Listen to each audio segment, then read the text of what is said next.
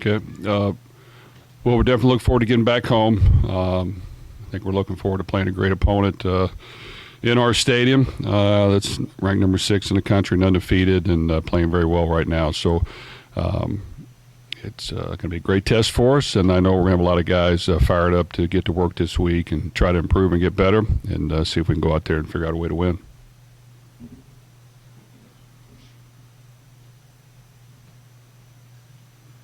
You played him down there last year and beat him, but he's really transformed the roster. When you watch them, how much different are they this year, especially with Ward at quarterback? Well, that's the main difference. They've got a legitimate Heisman Trophy candidate who's really good. He can throw it, he can move, he can buy time. He's got a great feel for the position. He gets it to their playmakers. He makes that offense go. You combine that with a lot of great talent on their team at all positions. Very good receivers, good running back core, strong offensive line. And then their defense is a solid defense with really, really talented players, a lot of positions. So, in order to win, you got to be good at all three segments, but definitely offense and defense tie together. And they have a legitimate, possible first-round draft pick at quarterback to go along with a very talented roster. Jeff, what to you, speaking of Cam Ward, what to you is kind of the key to holding him in check, keeping him Well, I think if you watch him, he's very poised. He understands football. He's got a great feel to stand in there the last minute and make the throws. I think he throws it best when he's on the move, when he can buy time, and that's when the big plays are created because he's just so natural at doing it. So we've got to contain him in the pocket. We've got to make him throw from the pocket. We've got to guard as well as we can. We've got a pocket rush and make sure we push that towards him and not allow him to escape and buy a lot of extra time because he's very dangerous when he does that. Jeff, what did you see as far as improvement the other day? You had a different offensive line and you made some stops defensively. What improvement did you like from your team? Well, we did have some new pieces on the offensive line. I thought for the most part they played hard. There were a couple times we got exposed, but we found a way to overcome it. Had a couple key drops that a lot of good plays, but a couple of things we got to continue to shore up and try to be as perfect as we can.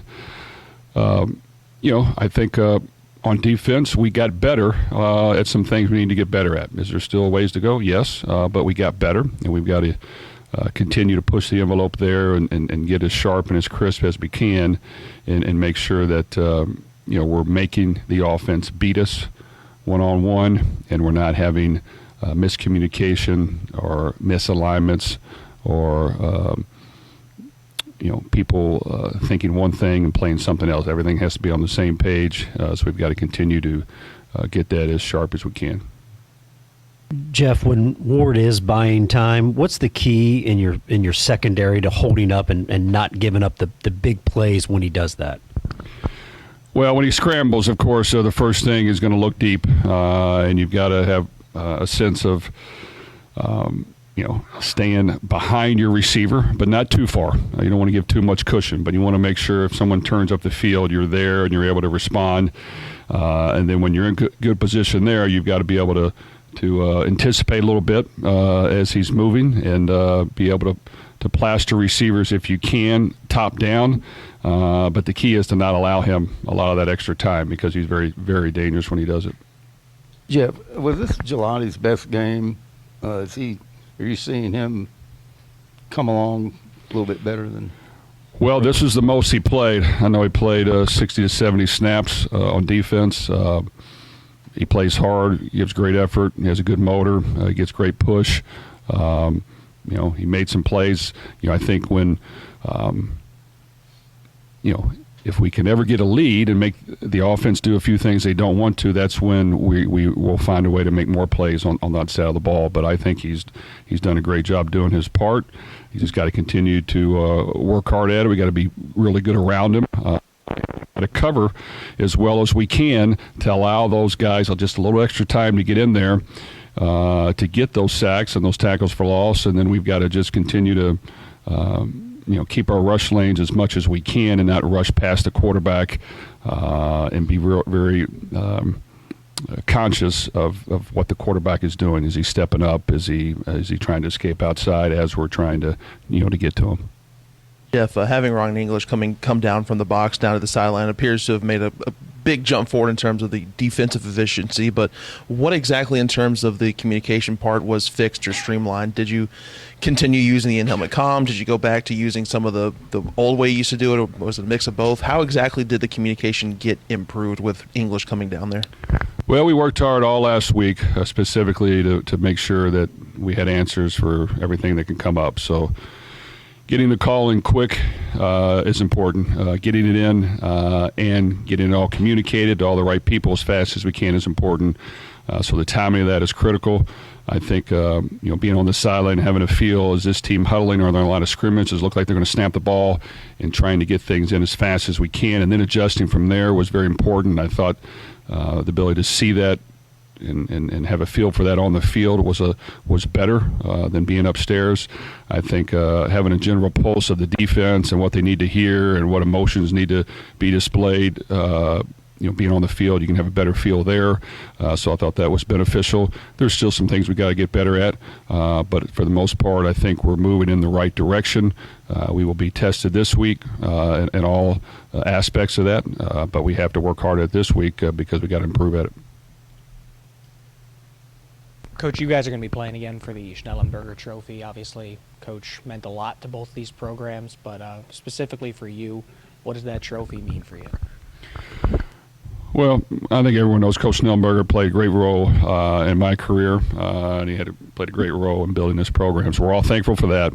Him and Beverly are huge Louisville supporters, and I know Beverly, still texts me every now and then, and we keep in contact. So, Coach knew how to build a championship team, and he knew how to overcome adversity, and he knew how to hang in there when the going got tough, and he never gave in, and he never displayed a lack of hope.